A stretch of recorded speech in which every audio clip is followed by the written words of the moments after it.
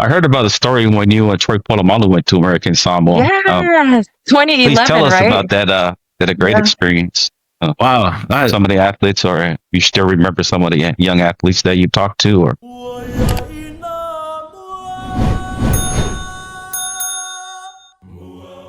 so. I'll say this. It's been years, and I've had too many concussions over the years of playing football that I don't remember a whole lot, but I do remember a few things. A few things I do remember. I loved the times where, man, we're getting ready for camp, and I didn't help with the football athletic side of things. Me and my best buddy, T. Kinikini in Salt Lake City, he and I did the academics, and he and I did the college prep, and he and I did all those types of things that are supplementary to what we're there for, the football athletic side of things. And so I have a lot of experience with that. But one of my favorite things is every morning before we went to the field is that we'll be sitting there and these beautiful people would come from the village and bring us keke and koko. Oh boy, and we'll be chilling there. Speaking my language. I'm reaching in and I'm like, man, I'm sharing a plate with Troy. And I'm eating my pancake. I'm like, wow, this is kind of surreal. You know, I'm just chilling with Troy over here. But the most humble guy you'll ever know. Just the biggest heart. Him and his wife are, man, some of the best people you could ever meet, with the greatest intentions to try and help so many people through their foundation. I had great experiences there with great coaches who came as part of it.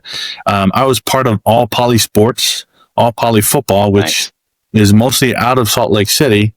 But we've also had camps in Hawaii and camps in Texas. But All Poly Football is the camp that we belong to. And Troy kind of picked us up and allowed for us to bring our camp out there. Alema Te'o is the CEO of All Poly Sports. And I kind of give him props because he's been doing it for, man, more than 26, 27 years now. And I've only been part of it for maybe 12 or 13. But him and Kito Peresa, man, they've been hand in hand together the whole time. Yeah. You know, sometimes I don't even remember their first names because I always call them by their coach names.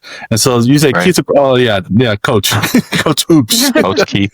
Yeah, Oops. Yeah, I mean, those are the being in American Samoa. I was able to go a little bit early and go visit my family in Upolu, and was able to spend at least a couple of days with my parents. And but man, what a great experience to affect so many kids, give so much exposure, give some great coaching on the field and great coaching in the classrooms. And, you know, it was not only football, but it was also volleyball. My cousin, Allen, he's I think it was the 84 and 88 Olympics of volleyball. He was on those teams, played for University of Hawaii. But he took care of the volleyball side with Logan Tom, who was an Olympian as well. She's a graduate from Stanford. And so there was a lot of volleyball as well. Football, volleyball, the education. There was a chance that we had as the educators, T. Kinikini and myself, were able to go to the Department of Education and just kind of discuss things with Ken Polamalu and talk about, you know, qualifying classes and making sure that these classes met the minimum requirements for the NCAA and would count as core classes as part of their eligibility, making sure that they were eligible. And so Ken Polamalu did a great job of addressing those things, and T, Kinikini, and myself were just kind of there to kind of support. And I remember we were meeting, and I can't remember the Minister of Education at the time, but she brought all these great gifts, and she was giving it to Troy and just thanking Troy for, you know, his efforts in Samoa to help with all that, and being really focused on the future of Samoa and utilizing Samoa in our approach, and gifting him all these great gifts. And let me tell you, Troy, who's, like I said, the most humblest guy, but what a character also. I remember we get back to the hotel and he goes, on behalf of the Polamalu Foundation, I would like to gift these things. So the things that he just got from the Department of Education, he turned and gave it to me and myself. And I'm like, dude, I can't take this. This is like the nicest mats, and these are the nicest carvings. But he was just humble and jokingly, in a joking way, he gave it to us, and just thankful. But some of the coaching that was happening on those fields were so beautiful because not only were you getting college coaching, but you're getting actual NFL players who are coaching those kids and giving them just the real deal on that level of that sport. And so just the highest level of coaching that you could receive. And it's so, I mean, it could have easily had 1,000 kids on that field. Right. And it was beautiful. Star Island. Right.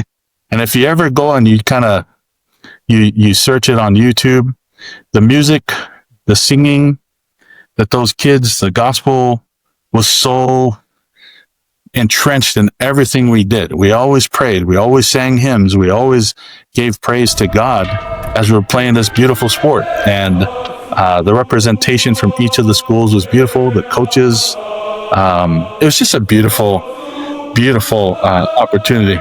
Oh man, every day I fought back tears, and only a few times actually I couldn't fight them. But that first day, just kind of see, I mean, you have literally 8 rivals. These guys play each other twice a year, and yet they're holding hands in prayer and Samoan songs, and it was just Samoa in its truest essence. And that's what we kind of try to convey to all the children, was that it didn't matter if you're from Tafuna or Leone or Samoana.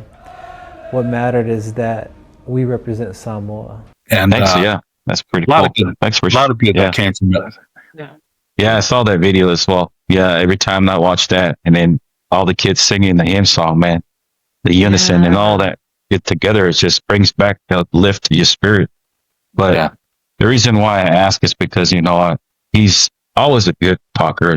Sometimes a lot of people over here, especially for being in Samoa with y'all, coaching the level that he has and an expertise that he has in this position for our kids in Samoa.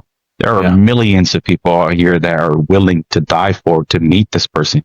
But yet, a blessing that our young athletes in Samoa have that opportunity, even in Hawaii as well. And thanks to the Ainga and the Football Foundation. It's just one of the things that I remember when he had his speech over at the Polynesian Hall of Fame. It was pretty cool. Some of the things that I wrote down, and he said that, humility and gratitude in all we give and receive is essential.